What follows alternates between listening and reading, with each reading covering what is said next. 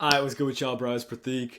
When you're roaming the wilderness that is the internet, especially in the space of college admissions, what you'll find is that it's really easy to get caught up in this internet guru looking at people who are claiming all kinds of things about college admissions. They're going to try to market you their college consulting business, tell you that if you give them just $1,900, they're going to get you into Harvard, they're going to get you a perfect SAT score. I'm here to break down some of the myths surrounding these. Now, I'm a student who's been accepted to multiple Ivy League schools, as well as 3 sub 1% acceptance rate BSMD programs. So I have a little bit of experience with what they're going to talk about in this video. And so right here we have like a Princeton review guide. I don't want to bully like some small YouTuber. Now, I'm not by any means saying that the Princeton Review is a bad company. If anything, I actually really recommend their SAT preparation textbook.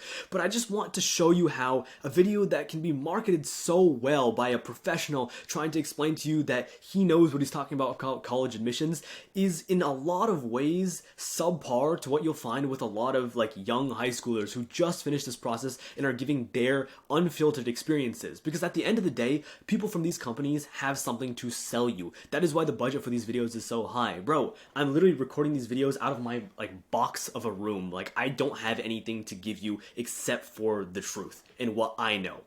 Alright, let's get right into this.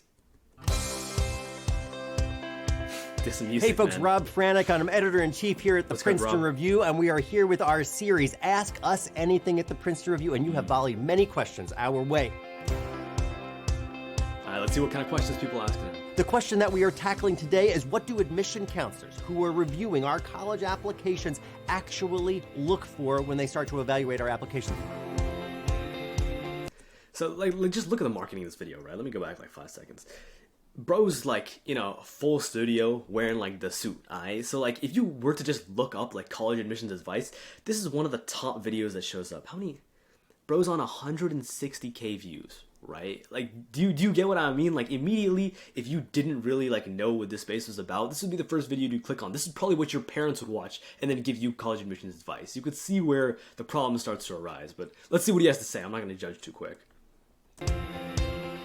Folks, there are 6 things that are the most important criteria for admission counselors and admission committees reviewing your application. Number 1 on that list, and this does not fluctuate, is going to be your high school transcript and your high school GPA. Your grades. Folks, okay, absolutely. So this is by far the most important thing. Like your grades mean everything in the world. And I think the good part is that he's like stressing the importance of like transcripts. So I'm hoping that after this he's going to talk about how you need to be taking the highest level of classes in your school. That's the fundamental. We all know this, right? Is the most revealing, the weightiest document in your college admission application because it answers this question for admission counselors and admission committees at schools large and small. And that question is, bro, what is this music, man?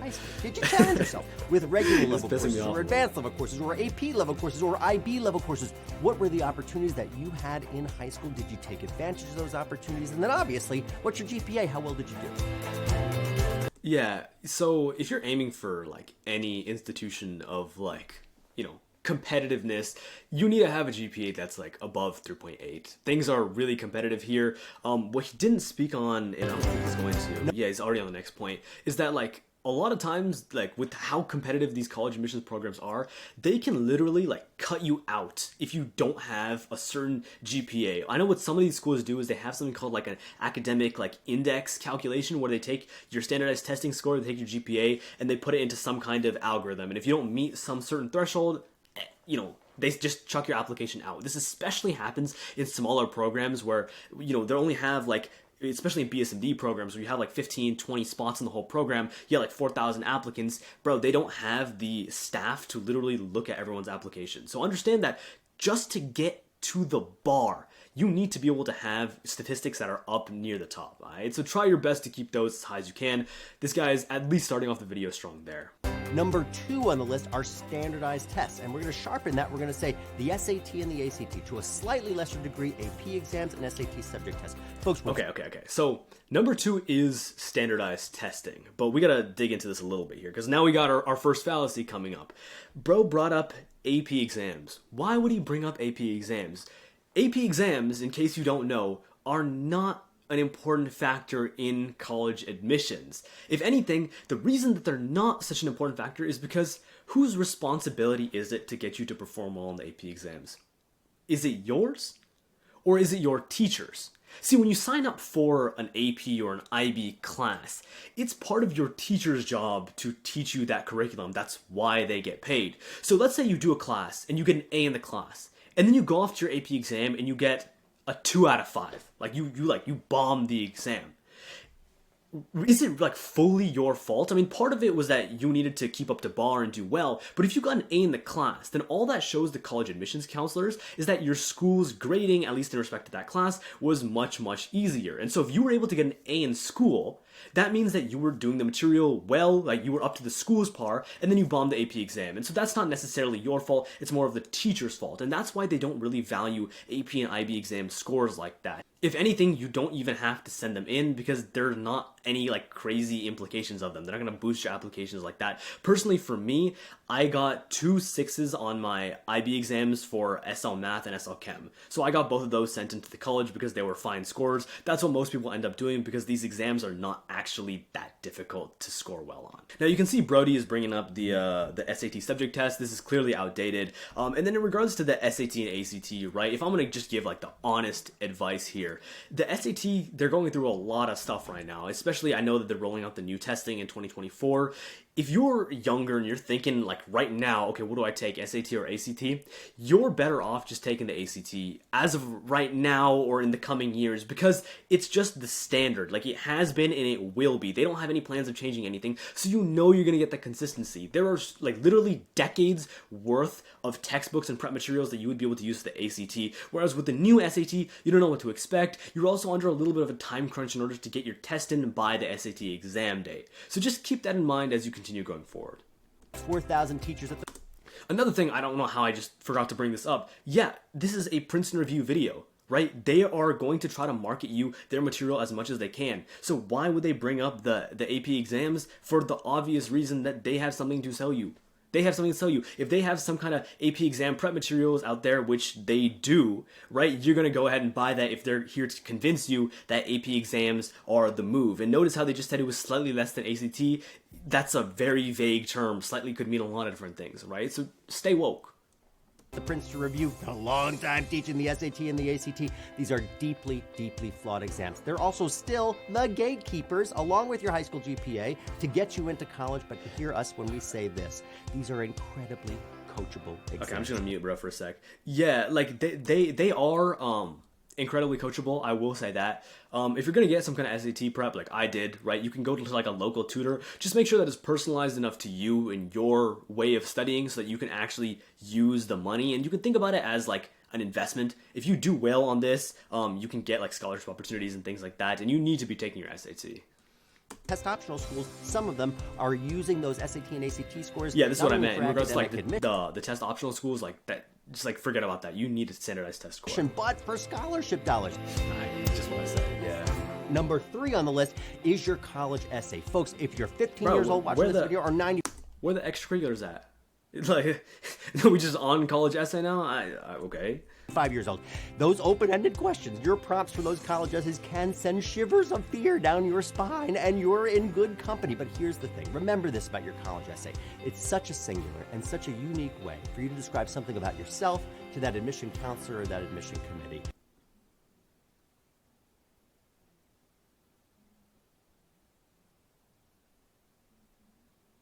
Folks, your essay should be as unique as you are. Number 4 on the list. Okay, bro, where do I even start, man?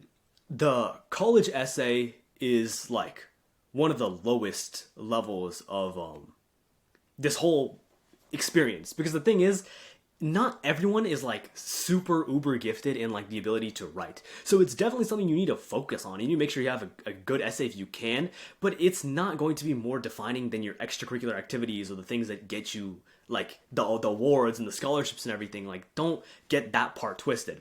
Now, in regards to actually writing the college essay, like, I'm going to keep it fully real. A lot of the college essays that are out there, especially the best ones, they tend to be the truth stretched a little bit. It might not necessarily be indicative of who you are, but it's indicative of the person that you want to show to colleges. And if anything, like, go online and read some of these essays. that's the best way to get like the perspective, okay? Like you can pay these college admissions counselors to help you write the essays, and I do recommend getting some college admissions counselor, but instead of watching like these like random YouTube people like tell you how to like do it, just go online and read essays that worked. Go to cracksat.com. Okay, go to cracksat.com and you can go to read like all the different essays that they have there of like Yale students and stuff. Some of those are actually beautiful. So I'd start there and then use your money, okay? Don't just give these people your money expecting them to like write you some beautiful essay. Our recommendation letters. Oh my god, bro. Dude, does this guy like not bring up extracurricular activities? Like rec letters, fam. Okay. Bro, this video is getting crazy. Okay. Rec letters are one of like the lower components of your application. I got some beautiful rec letters written. Like these were some of the most stellar rec letters that could possibly be written about a student, written about me. I know that my recommendation, like people went crazy with them because they told me that like they wrote some of the best rec letters. Like some of the things they said are like really good. Like the ones they told me. So I know that these guys, they hooked me up. And yet where like I still got rejected from schools. You know what I'm saying, right? So folks, just 2 quick points about your recommendations. Number 1, follow direction. If a school is asking you for 3 letters of recommendation, don't send in 10. Yeah, don't send in 10, bro. But the thing is, I had 4 recommendation letters in total, right? Most schools require 1 for your counselor, and then they might require like 1 other teacher one, or maybe even 2 other teacher ones. Here's what I recommend doing. Right? What you're going to need is you're going to need 1 counselor one, and then you're always going to want 2 teacher ones. You're going to need 1 teacher one in the field that you're going into. So I had my chem teacher because I applied to like pre-med schools and BSMD programs. I had my chem teacher write me a rec letter. I as well had my English teacher write me a rec letter because that's like a different perspective. It showed some of my more creative side as well. And then for my 4th recommendation letter, what I did was I talked to like a third-party person. So here's usually where people bring in like a college professor. If you interned or you worked in a lab with some like big shot person and you can get them to write you a good recommendation letter, that can actually have some weightage because it's someone of real like meaning and substance in their field writing about you. For me, I know a lot of programs like nowadays for medical programs, they require you to have like a medical supervisor or someone who went over some of your medical related activities, write you a rec letter. That's what I did. I had a nonprofit organization. I had someone I worked with who runs his own nonprofit. He's like an adult and I worked with him for many years. He wrote me a stellar recommendation. And so you could go ahead and do something like that. Do that. Don't just like do the bare minimum for schools. That's not what's going to get you in. And make sure that you are choosing wisely those folks that are recommending you. They should be able easily to talk about your character, your values, this is true. Perseverance, like this is your grit, true. your moxie. It's not just enough to have the recommenders who are writing your recommendation letters just to be able to say, oh yeah, I knew this guy, he was a good student. Nah. They need to be able to write super highly of you. So 10 out of 10 times, you are better picking a recommender who might not fit the ideal description for the recommender, but they're able to write you a phenomenal recommendation letter versus the perfect candidate. You know what I'm saying? If you're applying to medicine, let's just say hypothetically you couldn't get a chem teacher to write you a rec letter because they didn't really know you that well, but your physics teacher, which is like a slightly unideal person, but they know you really well and they wrote like a super good rec letter for you, obviously pick that person, right? That's all this is. And outside the classroom. Number 5, demonstrated interest. Folks, the blessing and the curse. Dude, are we not going to get like extracurricular activities? Like how... Bro, we on 0.5, bro. We on 0.5, and you know why he's not telling you about extracurricular activities? Because he can't make money off of it. Either that or he's just like, he has no clue what he's talking about. Yeah. About living in modern times is that every interaction that you have with a college or university is tracked. Met somebody at a college. Demonstrated interest is actually pretty fascinating. I'm going to rewind that like 10 seconds. We should probably like listen to what Brody has to say. Number 5, demonstrated interest. Folks, the blessing and the curse about living in modern times is that every interaction that you have with a college or university is tracked. Facts. Met somebody at a college fair, went for an informational interview, sat in a class, tracked. This is valuable for you to find fit, and also if that school is going to say, I'm going to admit you, they would look back at all of those interactions. They're going to ask that same question, are you likely to come? And demonstrated interest is where it's at. Okay, that was a really fast explanation of demonstrated interest. So the thing is, obviously, just like everything else, it's a little bit more complicated than he makes it out to be. The thing about demonstrated interest is that some schools care, some don't. Some programs care, some don't. And the only way to like really know that is if you've paid like an admissions counselor. So let's take a school that does do demonstrated interest. Case Western Reserve University. You might know them because they spam email you from giving your PSAT email, and they're relentless about it. Or they also have a really excellent BSMD program. And so with Case Western Reserve University, here's like a potential way that you could go about showing demonstrated interest without wasting your time. Because the goal is to just like check that box and show that you're engaged, just so you don't get cut out, while also not like actually wasting your time. Because you don't like really care about like going crazy with these colleges, right? You're applying to 20 schools. You can't get engaged in every single one. And the colleges know that. So what you're going to do is you're going to go to the emails that they're sending you. They track every time you click their email and you open it, okay? You don't believe me? Here's what you do. Go into the emails that they send you. Click on the emails. Click on like every single email that they're sending you. Just click on a bunch, open them up, click on links from that email because they track that too. After you do that, you'll notice that Case Western will start sending you more and more emails, or whatever college it may be. They'll like increase the amount of emails in bulk that they send you. From there, you're gonna click on one of the emails and you're gonna like sign yourself up for that email list. Now I know you're getting swamped by emails and it's gonna like piss you off to have like a bunch of like BS in your inbox, but what you're gonna do is you're gonna do that just to show your interest. You're gonna take the emails when they come, you're gonna move it over to like the promotions tab. So you have your primary like Gmail inbox tab. You're gonna dump everything in like the promotions tab so it doesn't fill this. It's just gonna start piling up there.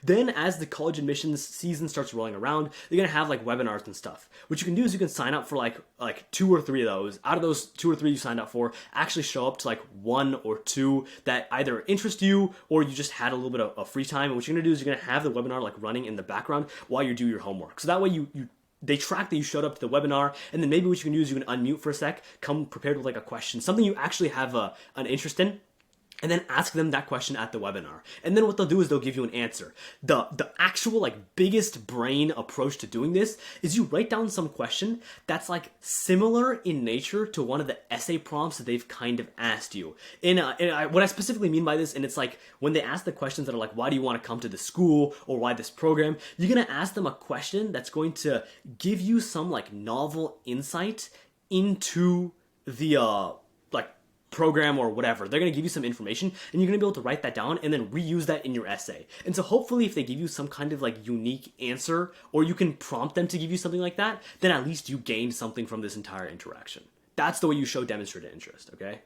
Interactions, they're going to ask that same question, are you likely to come? And demonstrated interest is where it's at. So more than using this as a way to like actually gain admission to a school, this is more of like a anxiety and fear driven thing, because you just don't want to end up getting cut because you didn't show demonstrated interest. For schools, I tried to show demonstrated interest for Case Western. I also tried to show a little bit of demonstrated interest for like George Washington University, because these are the type of schools, like these 2 schools in particular, and obviously there's a ton of schools out there, but they try to like mess with you during this admissions process. So these 2 schools, right? I've been admitted to Ivy League schools as well as BSMD. I'm more than qualified to be admitted to these 2 schools. Maybe not their BSMD programs if those are super selective, right? Because they are. But both of these schools, they also waitlisted me to their undergrad admissions as well, right? Like these are schools with, man, let me look this up, bro. Case Western acceptance rate. 30%. 30, bro. 30. You know what the acceptance rate of RPI's BSMD program is? The one that I'm going to now. That's less than 1%. I got into Hofstra's BSMD program. That thing is less than 0.5%. And you telling me I got waitlisted at 30% school? Like, you get what I'm saying? They're doing yield protection and stuff here. That's the thing that you're more trying to like avoid happen to you. Anyways, 6 on the list are your list of extracurriculars. He said it. Guys, that is, extracurriculars. Let's get into it. Just like your essay, folks, your list of extracurricular activities should be as unique as you are. You and I could never have the same list of extracurricular activities. We're different people, and that is the glory of the college admission process. Okay. I'm not trying to be like nitpicky here, but bro, your extracurriculars, you can't expect that even a single extracurricular activity on your list is going to be like completely different and unique than everyone else out there, okay? My number 1 activity was science fair. You know how many people do science fair? Literally thousands every single year. So The real thing to note here is what did you do within that extracurricular activity that is unique in itself? What awards did you get? What leadership positions did you have? What things, the way you want to think about it, is what things did you do in here that other people might not necessarily be able to replicate or that really stand out for you? That's what really matters in the scope of this. The actual unique experiences that you have are going to be a little bit minimal. It's more what you do with them and the way you position them that matters in the scope of this. I'm going to leave you with this. As we were saying before, the admission process is a quantitative process in some regard. SAT and ACT scores, your high school GPA. But I'd be Yeah, so they'll cut you out if you're too low on these things. lying to you if I didn't tell you that the admission process is a very human process as well. Alright, so we get into the end of the video. So the majority of people by this point have clicked off. And so if you're staying with me, I'm gonna give you the unfiltered review of this. This is now you've entered the unfiltered section of this video, because now I know people they're not really watching this point, so I'm gonna put you on. I want to paint a picture in your mind. I visualize this. You got a 22-year-old dude. We're gonna call him Rob. Shout out to Rob in this video. Just like Rob, we're gonna call this guy Rob. Rob's eating a slice of pizza in a one-bedroom apartment. There's a bag of laundry sitting in the corner that hasn't been washed in 2 weeks. In the background is a TV. The NBA finals are going on. Bro's watching the basketball game. He having a good time. Right now, Rob's sitting on his bed. He got his laptop open. He's a college admissions counselor. That's his job, that's his profession. He's going through, at the very introductory level, sorting through applications to this program. Now, right now, it is 4:46 p.m. Bro's shift is about to end. He's almost done. And he opens up his next application for the today. This application happens to be yours. Now, Rob takes a look at it. He opens up the application. He sees, okay, Brody got a reasonable GPA and SAT score. Let me skim through this. Rob is exhausted. He's going through your application. He touches on your essay. It's okay. It's a good essay, but it's not super interesting to him. He looks at your extracurriculars. He's now his stomach's kind of hurting. So bro gets up, he uses the bathroom, he comes back, takes a look at your application one more time, throws it out. That's what happened to be your dream school. And this dude, in his one-bedroom apartment, just threw out your entire future. That's about how humane this is. That's the way you gotta look at it. So if you ever get rejected from a school, do not take that personally. It is not a testament to who you are or what your capability is. It just goes to show how flawed this entire admissions process in itself is. Because there is a big luck factor to whether you got picked when bro was in a good mood or a not so good mood, right? If you got stuck at the bottom of the pile, your application could be thrown out for a billion reasons. So don't take it that seriously. The reason we apply to so many schools in general, and the reason that we do everything at the fullest extent that we can, right? We write a really, really good personal statement essay to try to catch a reader. The reason we market our applications so well in regards to the awards that we put out there, everything else that we write about and we describe, is so that if you end up in one of those situations, you have the highest luck factor, the best chance that you don't just get dumped out over some reason that's completely out of your control. That's why we apply to so many schools in general, right? So when you look at this very broadly, right, understand that you shouldn't be taking the time to get super attached to schools. I know that there's this huge dream school concept, this, that. That's something that I never got engaged in. Even when your parents are probably going to be a big culprit in this as well, right? They're asking you, oh, Pratik, what's your dream school? Do you really want to go to Brown's PLME program? Is that really your dream program? Look, the reason I didn't get so involved in this is because I know that all it does is it clouds your judgment, and then it just brings you pain later on if things don't work out for some reason, right? Don't get yourself caught in that situation. If you're going to take my advice here, don't even bother having dream schools or any of that. Just categorize schools as I'm going to apply to this school, I'm not going to apply to this school. You can get emotionally invested and attached to schools after you've gotten admission. But until that point, you will always be better off having a more unbiased view towards these schools and just treating them as another entity that you're going to apply to. They have something that you want, you have something that they want, you guys are just going to connect together. That's all this is. Alright, let's finally wrap up this video.